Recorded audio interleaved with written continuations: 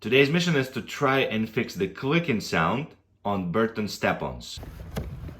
It basically happens every time you apply any sort of pressure. I have desperately been trying to find a solution for this and no luck so far. The only other option I have left is to try and increase the forward lean and see if that helps. My forward lean is currently set to F0 and I'm gonna try to bring it to F3. You can do so by adjusting the two screws here. I set my forward lean to F3 now. What it does is that it basically just helps with the pressure. Let's go test it out and see if this works. I did a few reps and I am happy to report that the clicking is basically gone. When you stop and you try to pull your feet up, you still hear it a little bit, but most important thing is that it's gone when you ride. I am honestly so excited that the forward lean fixed the clicking sound when riding.